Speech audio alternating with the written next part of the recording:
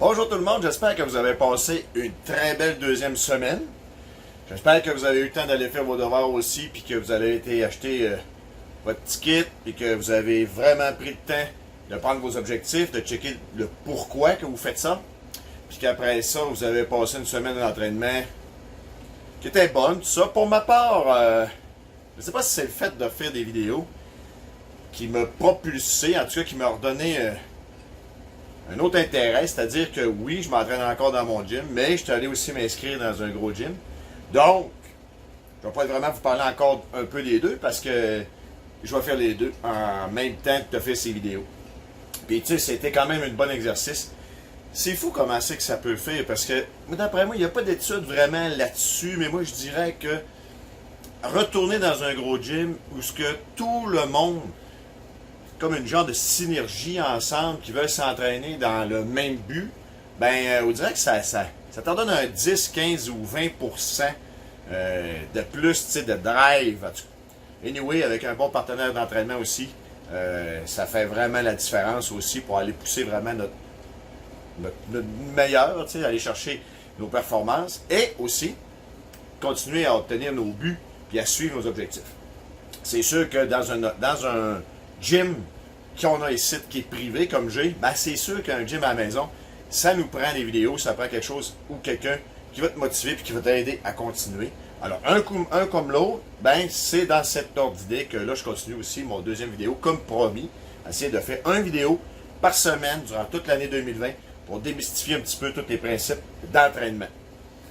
Je suis même déjà raqué de m'avoir entraîné, même si je m'entraîne 6 jours semaine. Tu sais, je suis raqué, je me sens raqué. Raquer les pecs, raquer les jambes, raquer du dos. Donc, si tu as commencé à t'entraîner aussi, puis que tu sens que, mon Dieu, il y a un tracteur qui t'a passé dessus, ben dis-toi que en fait, ça arrive à tout le monde. Là. Même quand ça fait comme moi, ça fait plusieurs années que je m'entraîne 6 fois semaine, puis je suis raqué encore des fois. Donc, c'est important, ça fait partie, tu sais, de la game. Je dois vous dire aussi que pour mettre des vidéos, ben les vidéos doivent durer environ 20 minutes, 20-25 minutes max pour aller sur la chaîne YouTube. Donc, c'est sûr qu'il faut que je sois assez concis là-dedans. Donc, c'est pour ça que je vais essayer, peut-être que ça soit un petit peu, ça va peut-être être un petit peu vite, mais il va y avoir les résumés comme dans les articles qu'il y a eu. Mais soyez certains qu'on va revenir en profondeur sur tous les articles, toutes les vidéos que je vais avoir faites. Bon, ceci étant dit, cette semaine.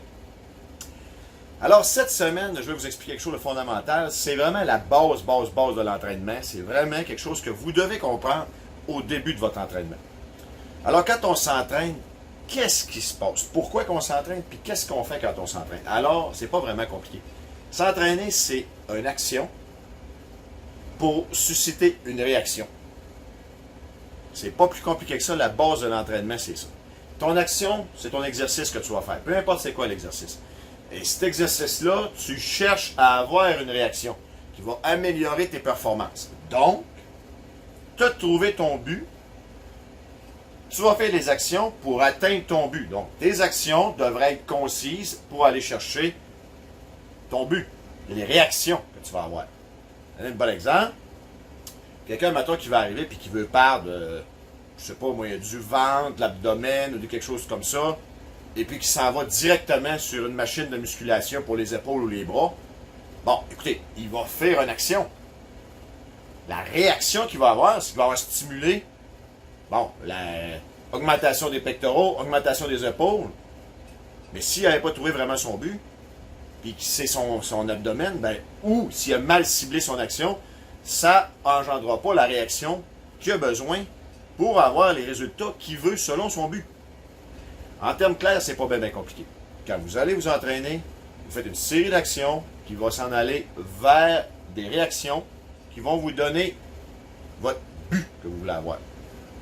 Parce que où ce que je veux vous amener, c'est que quand on va s'entraîner, qu'est-ce qui se produit? Qu'est-ce qui se produit? C'est d'amener un niveau sanguin, un flot sanguin vers une partie ciblée. Exemple, vous voulez avoir un raffermissement des fesses. Exemple. Les bras, les mous de bras ici, que vous voulez que ça soit plus bon. Vous voulez là, vous voulez le cardio, peu importe ce que vous voulez, vous allez aller dans le gym, puis vous allez faire un exercice qui va cibler cette partie. Là, vous allez vous entraîner. Le sang va arriver dans le muscle, ça va faire gonfler le muscle, et puis là, il y a des parties de fibres musculaires qui vont se faire briser.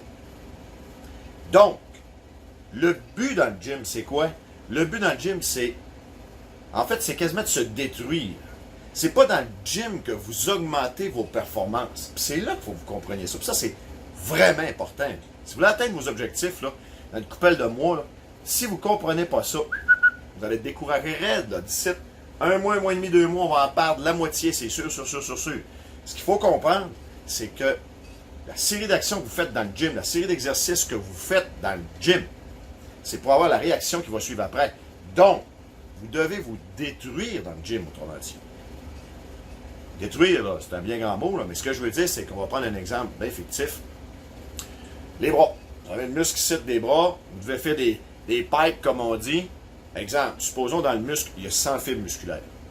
Vous allez vous entraîner, vous allez sentir que les bras, ils gonflent, vous venez de plus en plus baquettes, puis là, vous vous sentez bien, vous vous sentez vraiment hot dans le gym, les manches sont bien serrées, puis là, ben, tout va bien.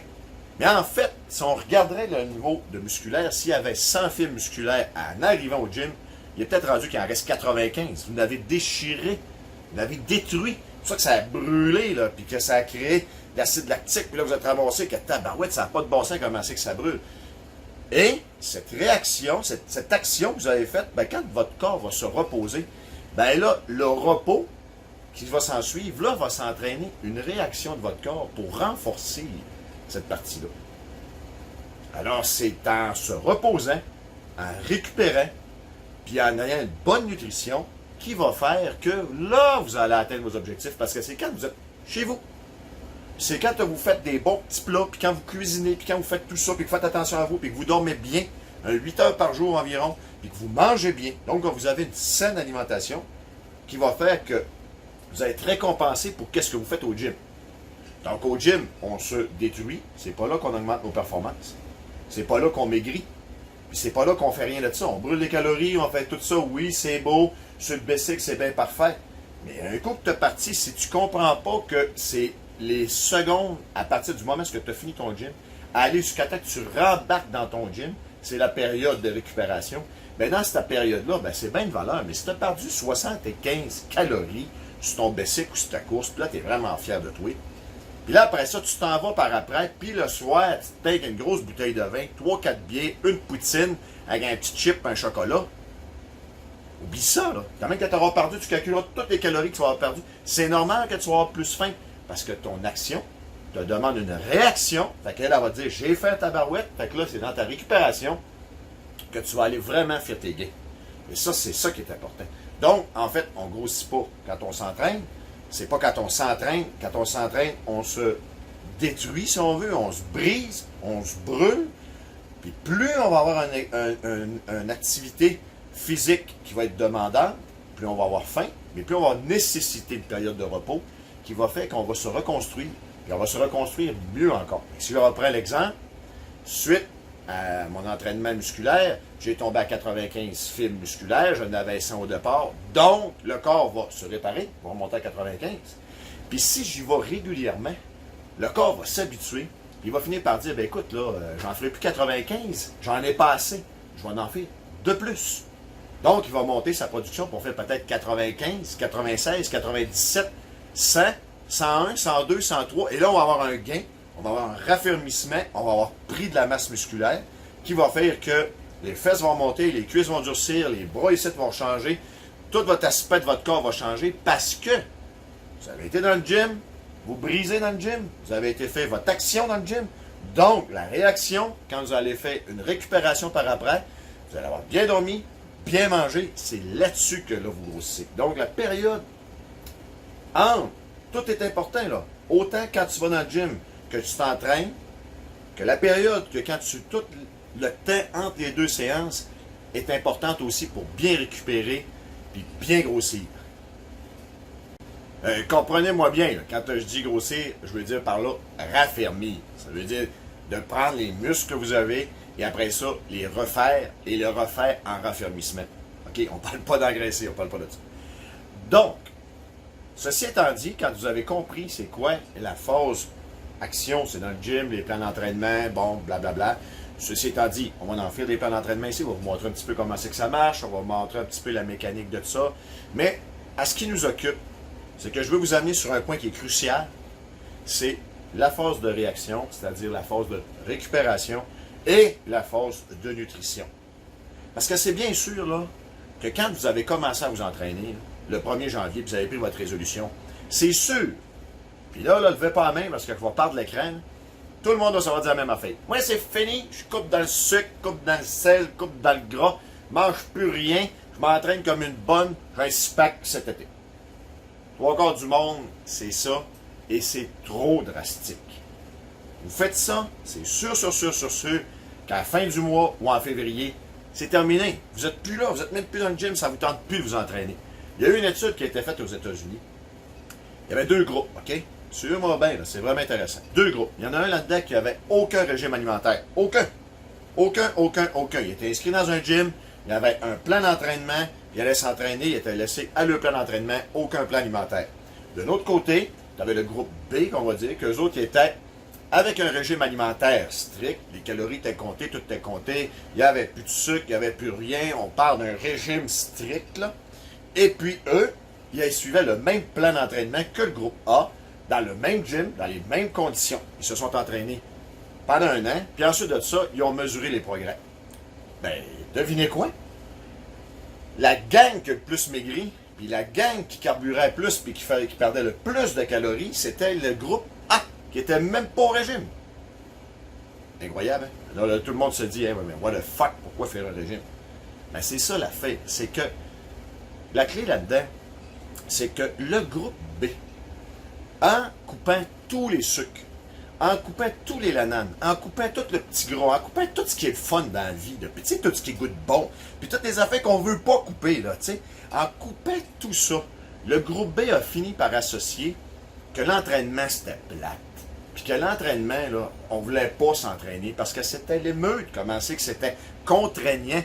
Puis tu sais, mané, c'était ta petite dent sucrée, puis ça te prend tout le temps ton dessert. Ben enlève-toi là ton anane, ben ton envie d'avoir du sucre va être plus grand que d'aller t'entraîner. Fait que tu vas aller sur le tapis, mais tu vas t'entraîner, tu vas dire, oui, je sais pas pourquoi tu peux pas faire ça, mais blablabla. T'as aucun intérêt à t'entraîner, ce que tu veux, c'est une tarte au sucre. Tu sais, là, fait que regarde, oublie ça. Tandis que l'autre groupe, les autres, ils mangeaient le tarte, ils mangeaient le petit temps, puis quand ils arrivaient sur le tapis roulant, ils faisaient l'eau sociale, ils couraient au fond, ils faisaient tout ce qu'ils voulaient parce qu'ils n'avaient pas associé la restriction à l'entraînement. Donc, ce qui est vraiment important que ce que vous compreniez, c'est que si vous avez besoin de petits sucres, il y a des moyens de prendre un plan alimentaire qui va être moins restrictif, mais qui va vous permettre à vous aussi d'allier les deux. C'est-à-dire d'avoir un bon entraînement, puis sans trop manger de calories. Donc, quand vous allez vous entraîner dans le gym, vous faites de la course, whatever, so what, quand vous faites de quoi, en faisant ça, vous avez une action, ça va monter votre faim, ça c'est bien évident. C'est pas le temps de se priver, on en a besoin parce que le muscle, pour grossir, il a besoin de protéines, il a besoin de bons gras, puis il a besoin de carbohydrates. C'est ça qu'il a besoin. OK, on va revenir à tous ces sujets-là, sur ces macro-aliments-là, on va revenir là-dessus. Mais c'est ces 3 affaires-là qu'il a besoin. Si t'as pas ça, oublie ça, man, tu fais ça, fuck all pour rien. T'as beau t'entraîner dur dans le gym, si t'as pas ça, t'as rien. Donc, un plan alimentaire qui est facile à prendre tout de suite et que vous allez faire cette semaine, c'est très très simple.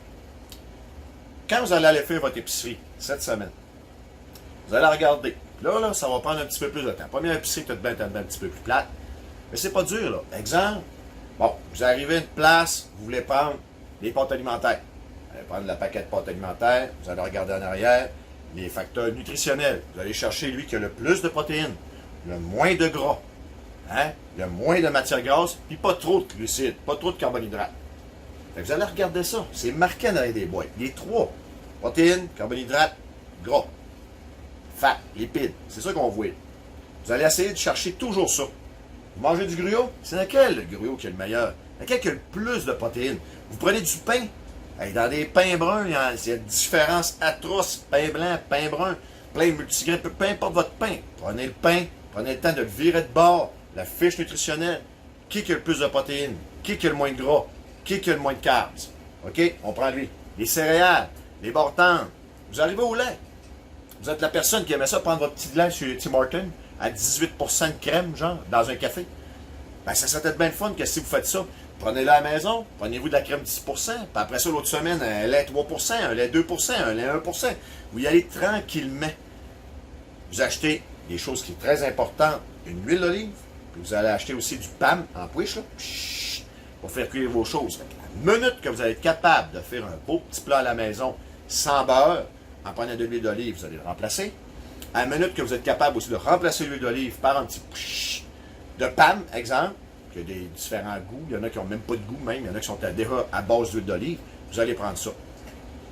Donc, vous voyez, il n'y a pas grand changement. Vous avez, en passant, vous avez une petite dent sucrée. Il y a des boîtes là, qu'on peut voir, c'est comme du Fibre One aussi qu'on voit. Je peux vous montrer ça, donnez-moi 2 petites minutes. Juste pour vous montrer un petit truc qui est bien simple. Moi j'ai une petite dent sucrée aussi, les desserts, tout ça, j'aime bien ça. Bon, j'ai trouvé cette petite boîte ici. Je ne veux pas faire de placement de produit, mais genre Fibre One comme ça. Écoutez, une petite barre de fudge, c'est comme des brownies. On parle en d'un gramme de protéines, il y a un petit peu de sucre, 18 grammes de glucides. Du gras, ben, il y a quand même pas mal de gras. Ben, pas mal, il y a 3 grammes de gras, mais c'est pas des super de bons gras, on s'entend. Mais il n'y a pas de gras trans, 1,5 g de gras trans, c'est quand même pas si pire, pareil. Tu sais, l'emballage, c'est un petit brownies, c'est bon, ça coupe, la portion est assez bonne, ça coupe la dent sucrée en dedans de nous. Puis aussi, Kellogg a mis ça sur le marché, je ne sais pas si ça fait bien longtemps. Les petites barres protéiniques Kellogg. Et là-dedans, il y a 9 grammes de protéines. Là, fait on a à comparer les deux, c'est pas vraiment compliqué. Si tu prends la Fibre One, elle a 1 gramme de protéines. Tu prends la Special K, elle a 9 grammes de protéines. Donc, elle est mieux. Elle est mieux. Après ça, on a des carbohydrates, 16 grammes de carbohydrates dedans, 18 grammes. Ouais. 18 grammes. Ensuite de ça, si on y va dans les gras, 9 grammes de gras, mais ça, c'est des noix. C'est des bons gras. Puis ça ici, ben, c'est plus des gras de cuisson, fait que c'est sûr que c'est un petit peu moins bon. Donc ça, c'est fait plus office de dessert. Ça, c'est plus collation, quand vous allez avoir faim et tout ça. Donc, ça, ben, si vous prenez une bord-tente, checkez votre bord-tente en arrière. Vous voulez un petit gâteau vachon, ben checkez, ça c'est mieux qu'un gâteau vachon. Mais entre les deux, vous êtes mieux de manger elle que manger elle. Fait que c'est pas compliqué, c'est juste de comprendre que vous ne devez pas vous priver. Parce qu'indéniablement, si vous vous privez, c'est sûr que vous allez revenir à la source, puis là, vous allez remanger, puis vous allez reprendre encore du poids, puis ça ne sera vraiment pas correct. Vous allez arrêter de vouloir vous entraîner parce que vous allez avoir associé dans votre nutrition la privation à l'entraînement. Et ça, c'est pas ça qu'on veut. Il faut que ça soit le fun. Donc, si on fait un petit résumé, quand on va dans le gym, on crée une action. L'action qu'on veut faire, c'est pour pousser le corps à réagir, à avoir une bonne réaction, pour se reconstruire, se raffermir, et ensuite de ça, avec notre réaction, c'est notre période de repos qui doit avoir quand même une bonne nutrition. À l'intérieur de cette bonne nutrition-là, on ne doit pas se priver. Donc, ce qu'il faut faire, c'est retrouver une nouvelle alimentation qui va être meilleure. Vous avez une petite dent sucrée, au lieu de prendre un gâteau vachon, prenez une petite bord-tente comme ça. Au lieu de prendre des gâteaux maison, n'importe quoi, qui vont faire des petits gâteaux qui sont super sucrés, super caloriques, genre des muffins ou quelque chose comme ça. Des muffins qui sont bons, mais je te parle de gâteaux de pâtisserie, c'est mieux celui-là.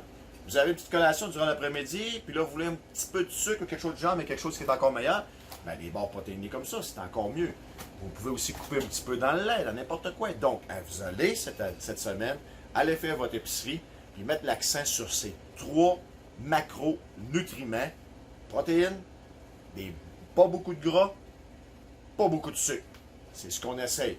Et vous allez prendre des substituts pour ce que ça fait dans votre alimentation. Si vous avez une petite dent sucrée, vous prenez votre petit dessert. Si jamais vous ne le trouvez pas, écoutez, des fois c'est possible de prendre votre petit gâteau, mais pas de tout le manger. Des fois, là, c'est surprenant.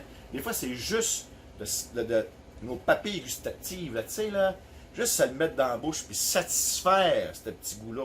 Après ça, c'est correct. Parce que vous êtes mieux de faire ça, quasiment, à vous habituer à bien manger, que de m'amener de vous taper une rage de fou puis d'en manger sans bon sens. Donc, sur ça, je vais vous laisser aller faire votre épicerie. Puis on va se revoir la semaine prochaine pour une autre vidéo. Bye bye.